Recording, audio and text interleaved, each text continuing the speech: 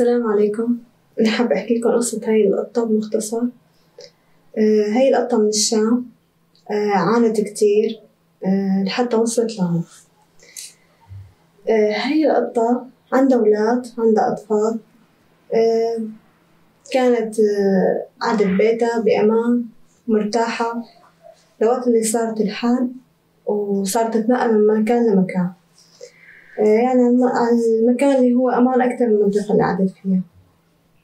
راح بيتها، راح بالقصف، تهدم بيتها، صارت تتنقل من مكان لمكان لبيت قوية هي وولادها. الوقت اللي قعدت ببيت كانت معتبرتها منطقة الأمان.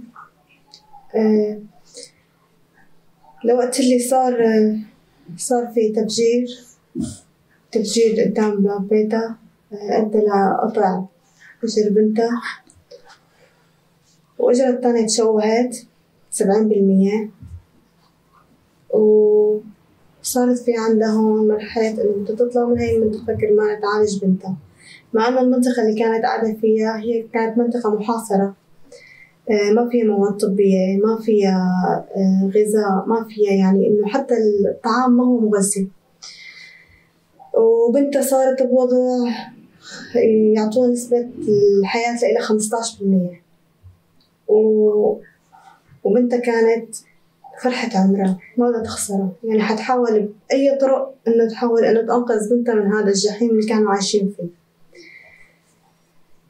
هلا هو كنت أنا بالبداية يعني إنه ما متأثرة، يعني إنه لا بالأكل لا بالحصار لا بالجوع لا بالهذا، بس موقف اللي صار بنتها هو اللي خلاها تعطي قوة وثقة كتير بحالها إنه يمكن تطلع إنه كرمال تكفي علاج بنتها. صارت المنطقة اللي قاعدة فيها ما في أدوية، ما في أغذية، صار في تهديد إنه تنقطع أجر بنتها التانية. هذا الشي كتير أثر فيها، وصار في عندها إنه معلش أنا حخاطر بنفسي، معلش حخاطر بولادي، حخاطر بهذا كرمال ما تروح رجلها التانية.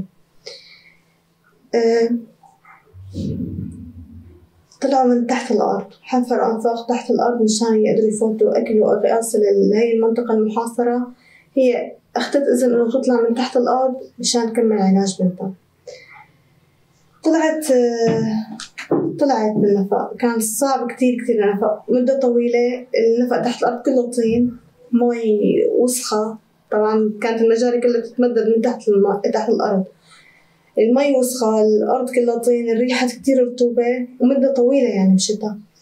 بس الحمد لله طلعت منها هي وزوجها وأولادها. الوقت اللي وصلت لنقطة إنه أنا بدي أخذ هون سيارة وتوصلني على نقطة تكون إني أقدر كفي علاج بنتي، ومن هاي المكان أطلع لي فيه على تركيا. مشيت طريق السيارة، كان في كتير خطورات وكتير قلق وكتير خوف إنه إلى زمان هي ما طلعت على هاي المناطق، وفي بالطريق يعني شغلات إنه ممكن تهدد زوجها وأولادها.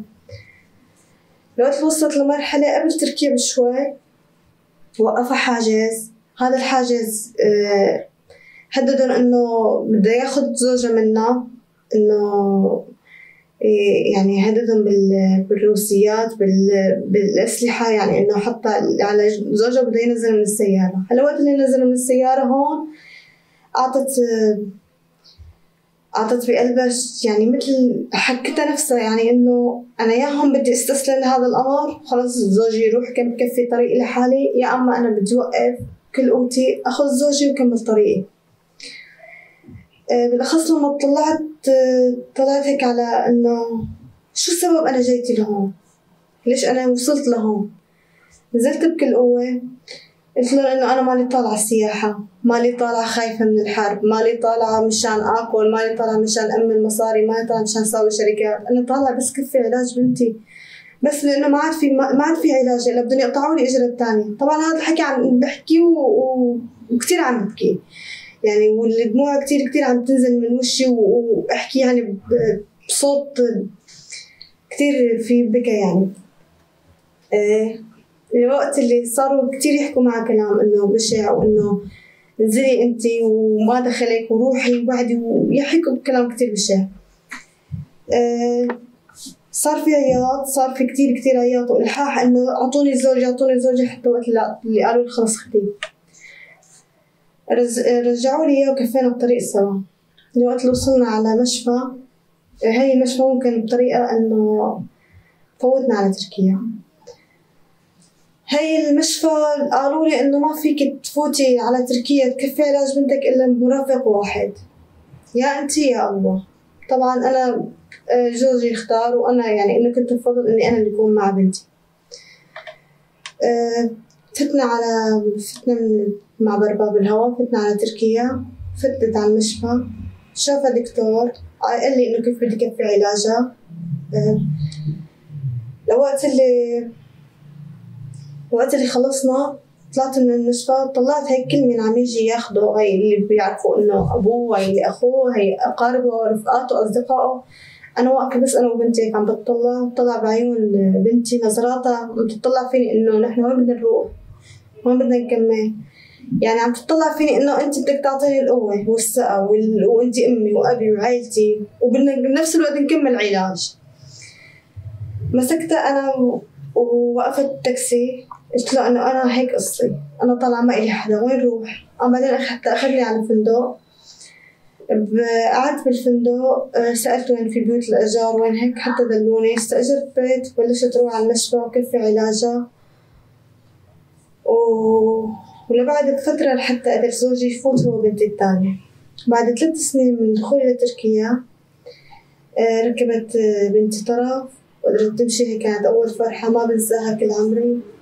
وبلشت تشوف إنه فوت كان في إلها فائدة، يعني ركبت طرف، إجرت الثانية بلشت تعمل عمليات، صار وضعها أحسن، حتى نفسيتها صارت أحسن، ونفسيتنا كلياتنا أحسن. يعني صار في إنه شيء كتير منيح عم يتقدم.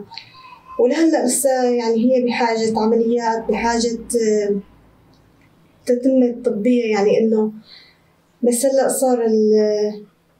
صار الشغل يعني إنه صعب شوي، إنه مكلف جدا. ولهيك نحن بنحاول إنه نشتغل ونأمن فرص عيشنا، وبدنا هاي القطة تروح على تايوان مشان نكفي بقية حياتنا وأقدر كفي علاج بنتي.